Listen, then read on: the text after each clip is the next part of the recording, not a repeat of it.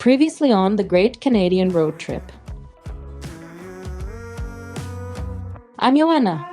My boy Rudy and I drove across Canada in just 6 days to reach the world-famous Alaska Highway. Nothing could stop us. I drove through the Rocky Mountains, bathed in hot springs, and spotted wildlife along the way, again and again, until I made it all the way to Whitehorse in the Yukon. But that wasn't it. The journey continued further north until I reached the highway of my dreams, the infamous Dempster Highway. I joined a hike, got lost in bear country, and found my way back to the group. I continued on to the lovely town of Dawson City, and from there to the top of the world highway which led into Alaska. I finished the Alaska Highway to its endpoint at mile 1,422. Alaska offered breathtaking views, an unforgettable moose sighting, and moments of pure peace. Back in Canada, I drove through the marvelous Kootenay National Park, visited the world's smallest desert in Carcross, and found myself frighteningly close to a bear. From there, I continued to what's supposedly the best place on earth, British Columbia. After plenty of forest bathing in BC and enjoying life in the wild, the road led me to Stewart and the stunning Salmon Glacier, passing the gorgeous Fish Creek along the way. It was time to head back east. Next stop, the Rocky Mountains. And here we are, right where we left off.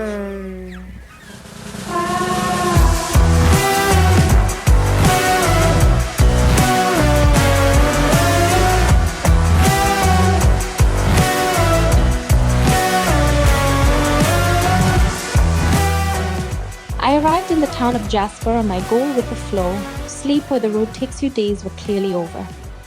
Jasper and Banff are overrun. No camping spots were available on short notice. The only option left was the overflow pit outside of town. The place wasn't too bad at all, but my last chance to get a shower before heading down the famous Icefields Parkway was gone. So I searched for an alternative.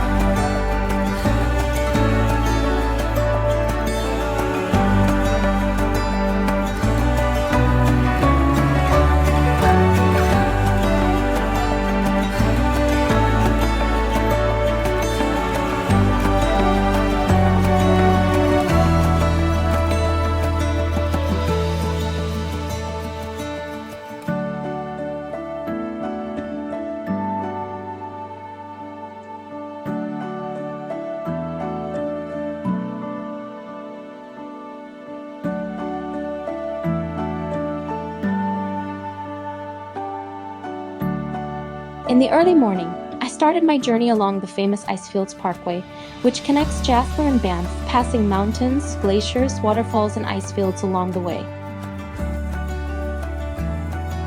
Jasper had burned down in the summer of 24, and the damage was obvious. During my journey, I learned how crucial wildfires are for the regeneration of the forest. But the frequency and intensity of wildfires in recent years is alarming.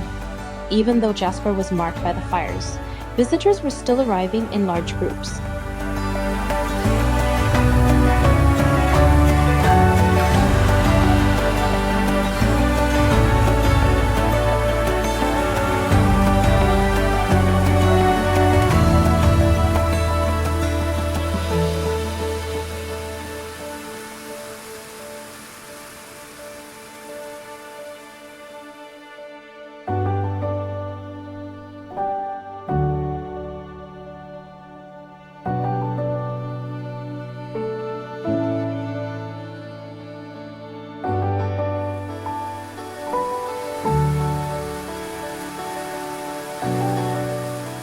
The crowds in Jasper and Banff had their advantages.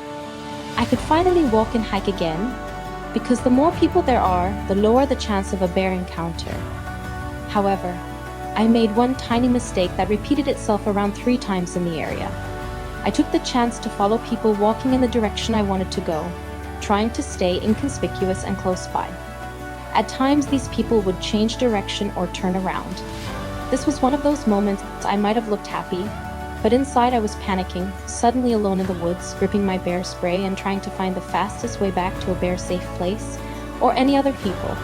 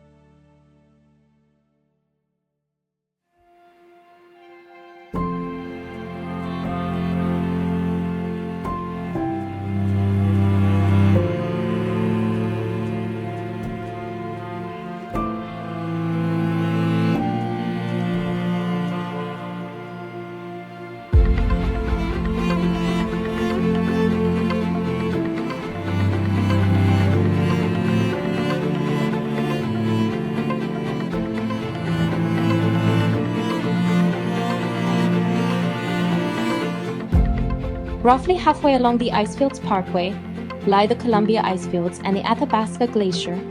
It's one of the main attractions in the area, as you can get incredibly close to the glacier, close enough to almost touch it. I arrived early in the morning, knowing it would get very crowded later in the day. I'm not sure what I expected when visiting a glacier, but standing there in mid-August at 0 degrees Celsius was still a surprise.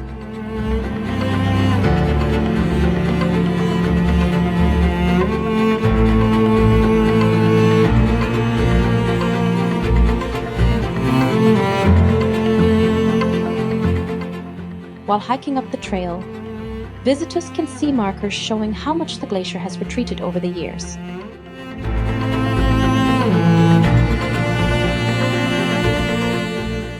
In 1844, it extended all the way to what is now the visitor center. As beautiful as the scenery is, with the valley carved by ancient ice, steep sides, and impressive ice fields above, the view of the glacier itself is sobering. And the speed at which it is melting, faster and faster each year, is alarming.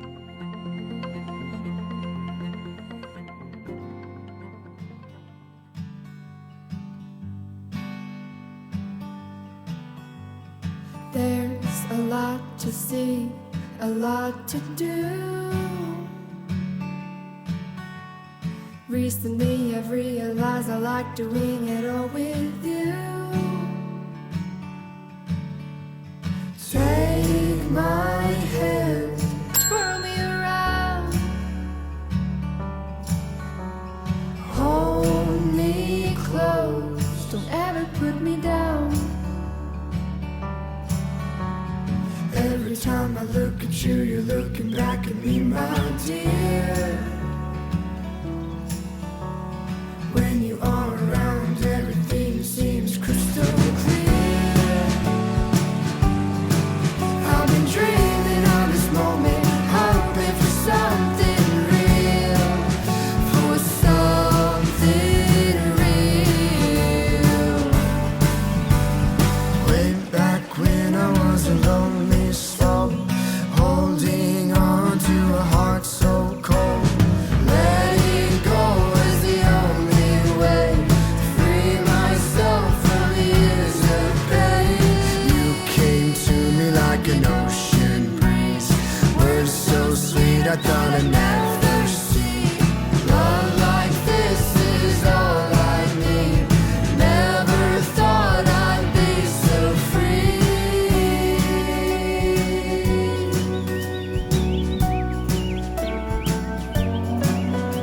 I can't count all the times I've tried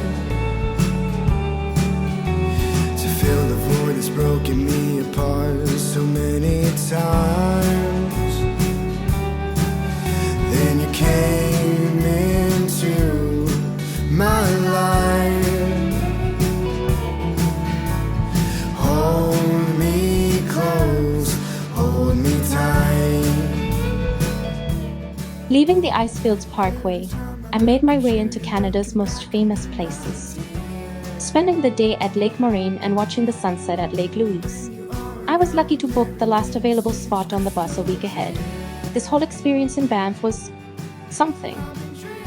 Banff is not a national park in the traditional sense where conservation and the protection of vegetation and wildlife are the main focus. It's more like a tourist resort. As beautiful and stunning as the scenery might be, the visitors and the travel style are loud, crowded, expensive, and booked out long in advance. The majority of visitors are looking for viewpoint hopping, selfie tours, and big tour bus excursions. And some people behave quite unpleasantly. Like an ocean breeze, words so sweet I thought I'd never see. Love like this is all I need. Never thought I'd be so free.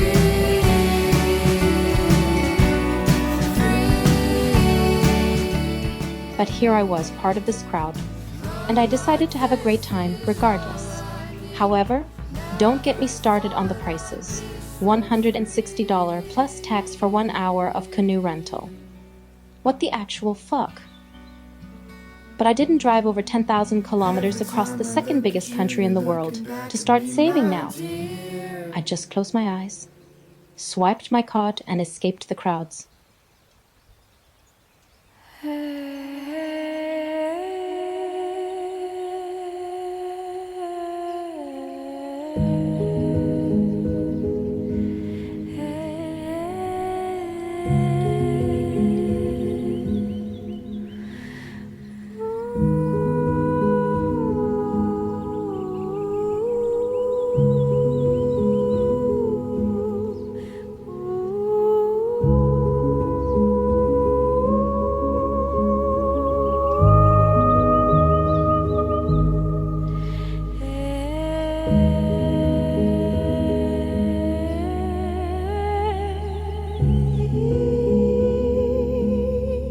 I took the bus that connects the two lakes. We had a lovely driver who gave us lots of information about the area, the minerals that create the colors of the lakes, and the bears in the area. After a short ride, we arrived at what is probably Canada's most famous lake, Lake Louise.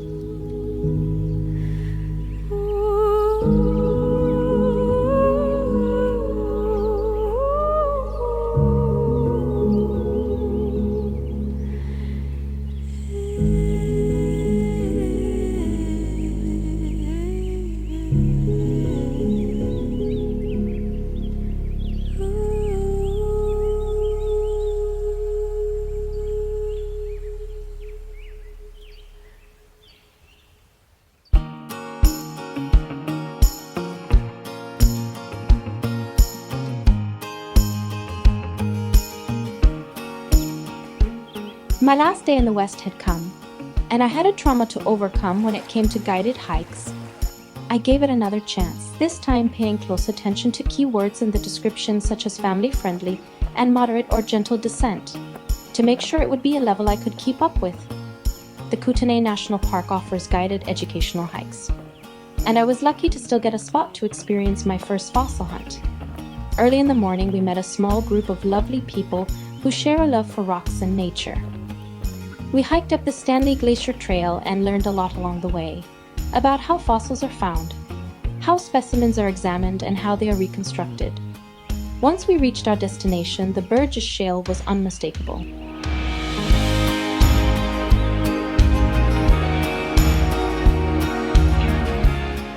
It is a relatively new site, discovered only in the last century, and it is still being examined and researched today. Scientists and geologists continue to find new animal species here that have never been described before. What makes this place especially fascinating is that animals with soft tissue seem to be preserved in these fossils. Something very unusual, as fossils typically only retain hard shells. This reveals the full complexity of these ancient creatures.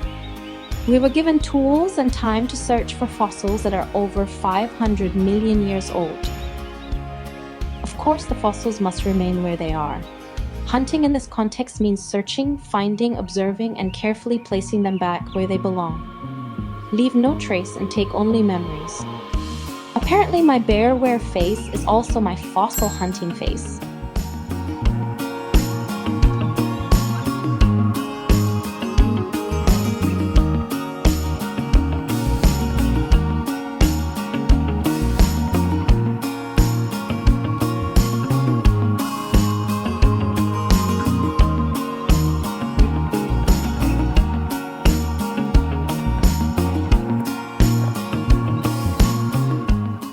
It was a lovely hike and really interesting.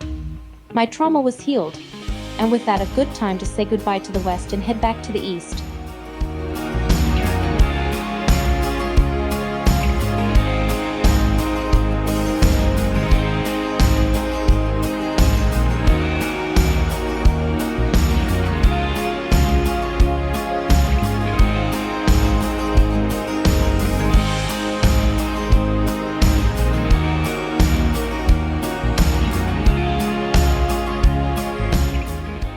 Final stop in Calgary for good food, and off I went back to the prairies.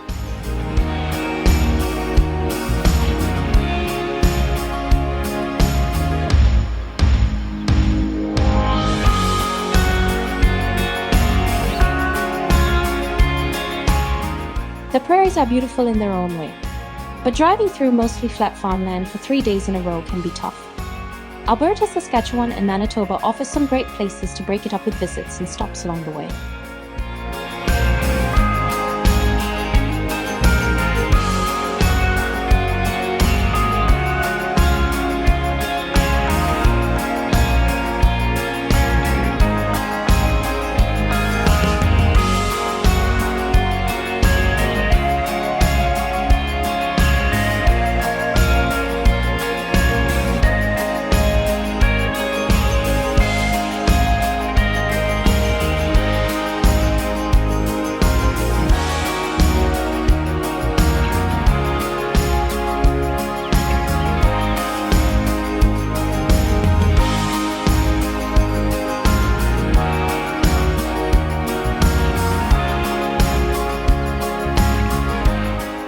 Saskatchewan has endless horizons. On the way west, I noticed the most beautiful sunrises, and on the way back east, I saw the most amazing sunsets as well.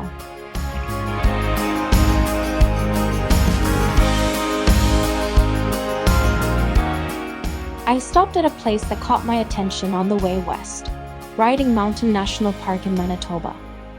The name made me curious, as mountains didn't seem to be a thing here. And to be clear, using the word mountain is a slightly misleading description. It is a beautiful place regardless, and a great place to see wildlife.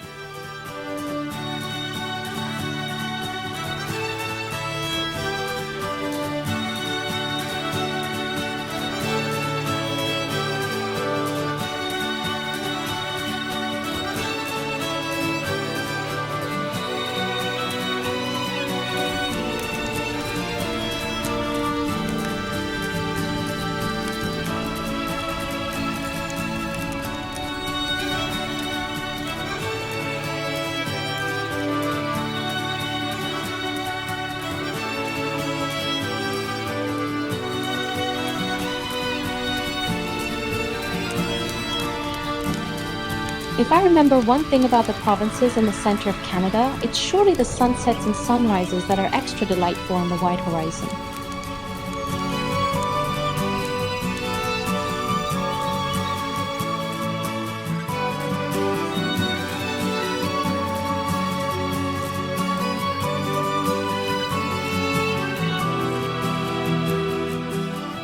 There was one more mandatory stop I absolutely couldn't miss while heading east.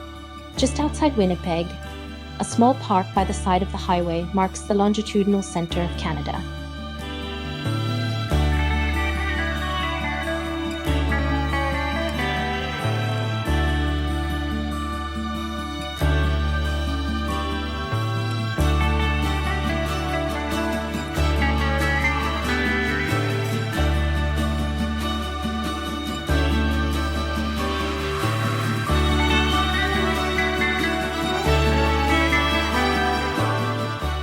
I left the prairies behind and entered Ontario, my personal hidden gem in this gigantic country. Slowly the woods returned, and thousands of lakes appeared, until I reached the biggest one of them all. Lake Superior is insane. There is no way you could ever guess this is a lake and not the sea. I drove along hills and cliffs, and the views made me question if this was real. Secluded waterfalls, sandy beaches, and fairy tale-like bays, my last days were supposed to be a quick transit home. Instead, this place extended my feeling of an endless summer.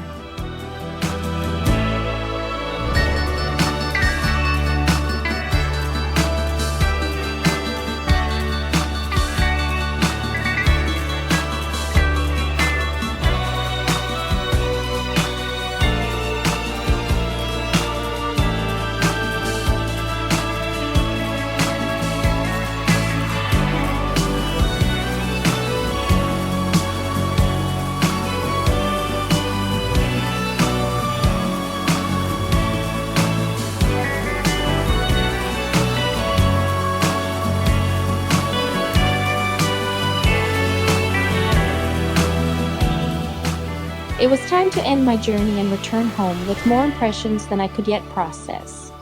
The past few weeks had flown by and I had seen so much. My camera captured breathtaking landscapes and some unforgettable wildlife moments. But what it didn't capture were the people I met along the way.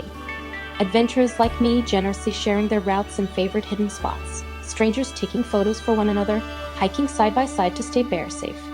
Steve, Peter and Elise, Marie-Jo, Jim and Louise, and so many others looking out for each other without hesitation. Traveling that route alone felt empowering, but realizing I could rely on a global community of fellow humans made this trip truly enjoyable.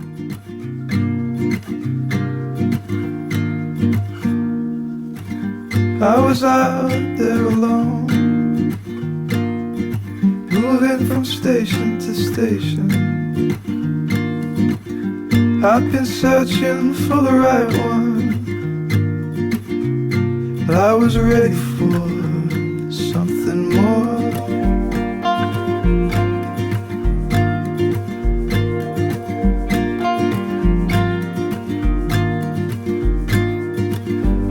My perfect love, you were out there going solo. You've been running with the wild one.